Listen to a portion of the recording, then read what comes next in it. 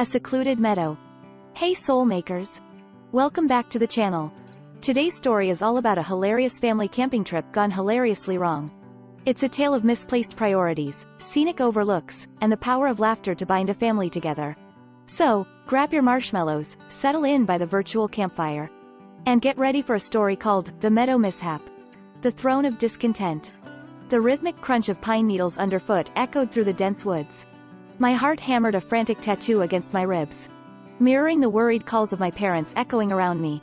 We were searching for my sister, Lily. And the growing panic in my gut wasn't helped by the fear etched on Mom and Dad's faces. Lily and I, both barely teenagers, had always been respectful of the wilderness.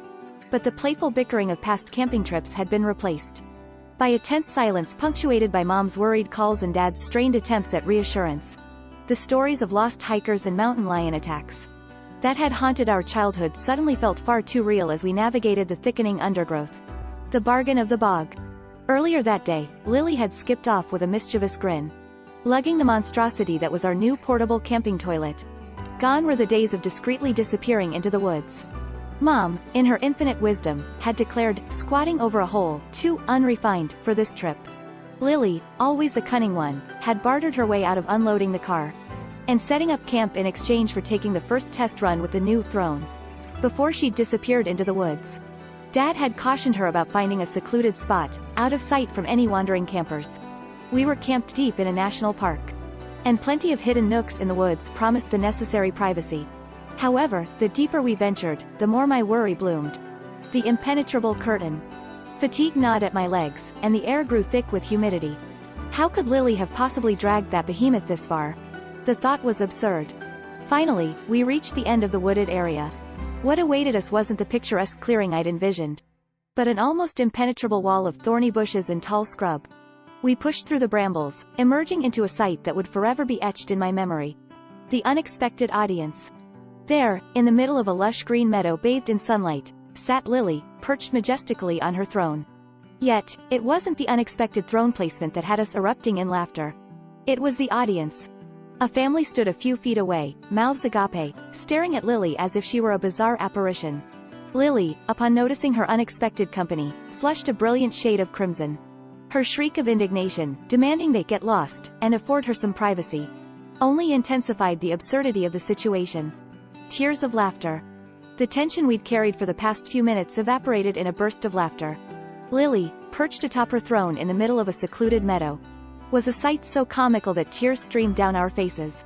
We were reduced to a fit of giggles, unable to articulate anything but a series of helpless points, which only served to further mortify our sister.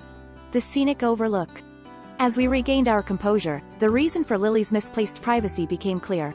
My father's earlier words about finding a secluded spot had been taken a little too literally. The meadow, though hidden from us by the dense undergrowth, was a different story from the road above. A scenic overlook, bustling with weekend travelers enjoying the panoramic vista, offered a bird's-eye view of the very meadow Lily had deemed so secluded. The revelation sparked another wave of laughter. My father, still giggling uncontrollably, managed to point and croak out, "Look up, Lily." The Squirrel Kingdom. The walk back to our campsite was filled with playful jabs and teasing. However, Lily, ever the resourceful one, pivoted on a dime. When we reached camp, she spun a hilarious tale of surviving a harrowing encounter with a colony of talking squirrels who mistook her for a queen. The tale, with our enthusiastic embellishments, became a family legend, retold with increasing absurdity around campfires for years to come. The Meadow Mishap, as it came to be known, served as a hilarious reminder that even the most well-intentioned plans could go hilariously awry. The Meadow's legacy. Legacy wasn't just about laughter. It also instilled in us a healthy respect for map reading, and the importance of checking for scenic overlooks before seeking out the perfect secluded spot. As for the portable toilet, well, let's just say it became a controversial topic on future camping trips. Mom, initially gung-ho about the luxury of a portable toilet, found herself facing a barrage of playful protests. Dad, forever the peacekeeper, suggested a compromise. We'd keep the toilet for emergencies, but for everyday use, the good old squatting technique would be back in action. Family bonds. The incident, however, did spark a newfound appreciation for our family's adventurous spirit. We returned home with more than just mosquito bites and campfire stories. We had a shared memory, a hilarious anecdote that solidified the bond between us. Years later, when Lily became a renowned landscape architect, we couldn't resist a little family ribbing. Whenever a particularly spectacular design landed on her desk, Dad would nudge her with a knowing smile and say, "Just make sure there isn't a scenic overlook above, all right?"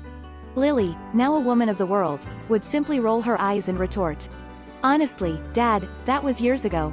The return to the meadow. One summer, however, the joke took an unexpected turn. Lily announced she was planning a trip back to the national park where the meadow mishap had occurred.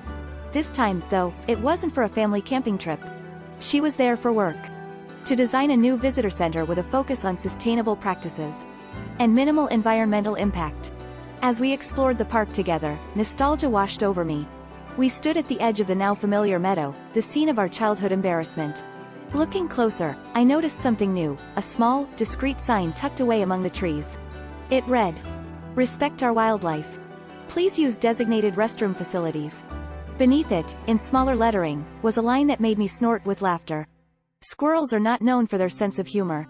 Lily grinned, sheepish. Turns out, the talking squirrel story became park ranger lore. Visitors even left acorn offerings. The meadow, once a mishap, became a symbol of family, humor, and nature's surprises. Soulmakers, share your hilarious family memories in the comments. Like, subscribe, and tell me if you want to hear more about the Squirrel Kingdom.